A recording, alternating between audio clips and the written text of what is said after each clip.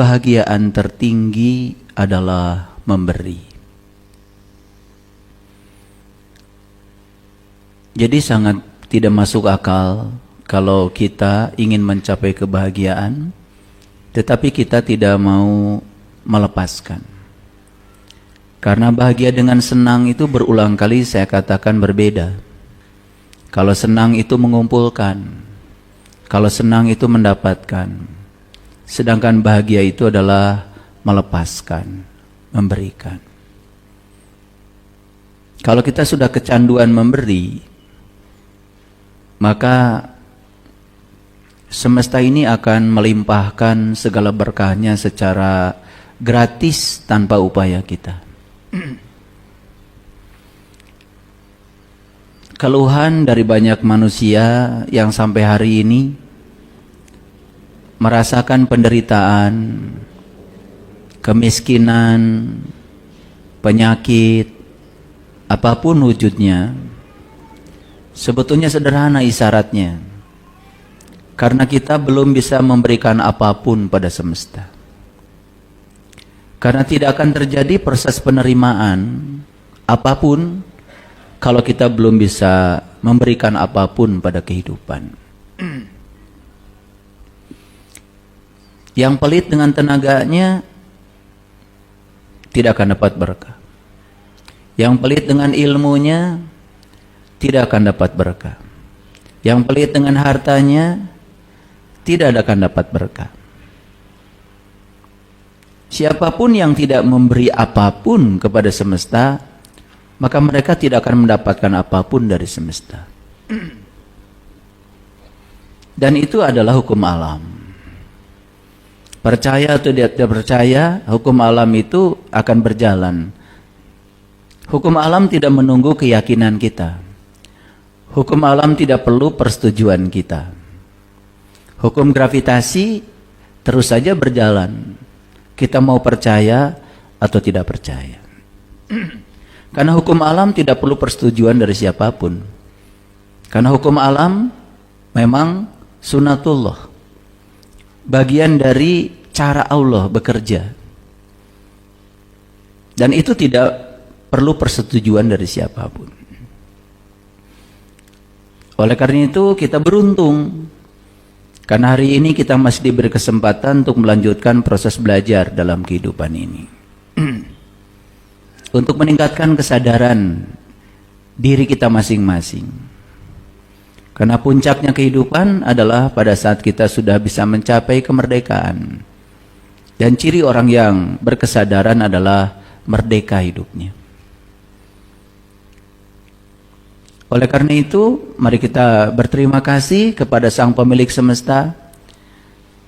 Kita penuhi dada kita dengan sukacita yang dalam.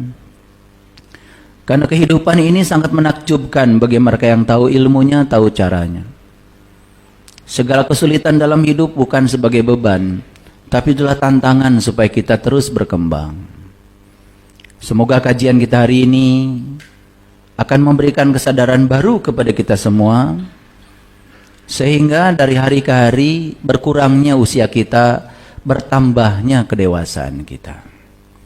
Oleh karena itu, mari kita sampaikan penghormatan yang setinggi-tingginya kepada Dia Sang Pemilik segalanya, termasuk Sang Pemilik diri kita masing-masing. Mari kita puji Allah bersama-sama membaca hamdalah. Alhamdulillahirrabbilalamin. Mari kita awali kajian ini bersama-sama memohon ridho dan berkahnya. Semoga hari ini kita dialiri pengetahuan sejati, pengetahuan yang otentik, yang sesuai dengan kebutuhan kita, yang pengetahuan itu menjadi syafaat bagi kehidupan kita. Kita sapa asma Allah dengan kelembutan dan cinta seraya membaca basmalah. Bismillahirrahmanirrahim.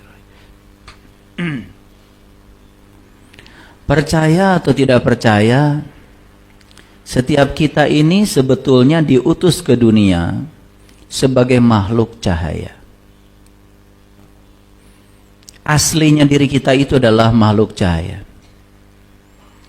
Para ilmuwan fisika, terutama yang bergerak di bidang fisika kuantum, tidak meragukan lagi kalau asal usul semesta ini adalah cahaya.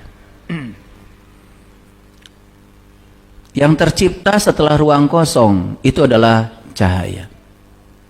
Dan cahaya sudah diyakini sebagai sumber energi awal.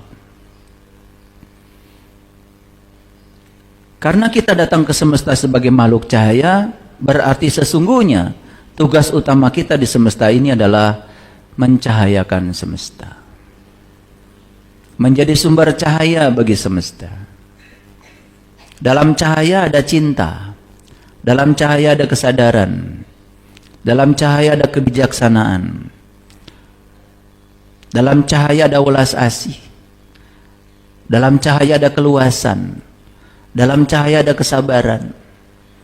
Maka hampir semua para pencari kebenaran, langkah pertama yang mereka lakukan adalah menginjakkan kakinya dalam dunia cahaya. Karena cahaya bisa membebaskan segala kesalahan persepsi, kesalahan interpretasi, kesalahan proyeksi. Dan itu akan mengurangi tingkat inefisiensi dalam kehidupan. Karena memandang dalam terang sangat berbeda dengan memandang dalam kegelapan.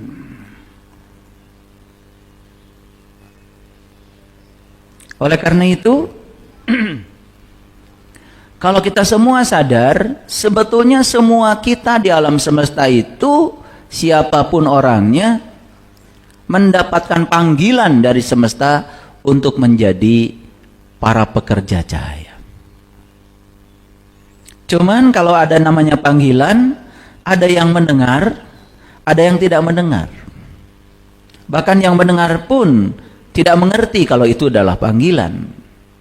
Bahkan yang mendengar pun mungkin perlu interpreter untuk menerjemahkan panggilan itu. Karena panggilan ini menggunakan bahasa alam. Panggilan ini menggunakan bahasa natural, bahasa ilmiah, bahasa rasa, bahasa ilahiyah. Dan semua kita ini sebetulnya dipanggil oleh semesta untuk menjadi para pekerja cahaya. Cuman sayang sekali hanya sedikit di antara mereka yang mau mendengarkan panggilan itu dan mencoba memahami panggilan itu. Dan ciri orang yang terpanggil oleh semesta untuk menjadi para pekerja cahaya. Yang pertama, dia tidak tertarik untuk menjadi siapapun kecuali menjadi dirinya sendiri. Dia percaya keunikan dirinya. Dia percaya bahwa dia datang ke semesta ini bukan untuk menjadi siapa-siapa, kecuali untuk menjadi dirinya sendiri. Maka orang yang semacam ini terus belajar meniti ke dalam. Mencoba mengenali siapa dirinya, bisa menerima seutuhnya siapa dirinya, dan ujungnya bisa menemukan potensi yang terbesar dalam dirinya.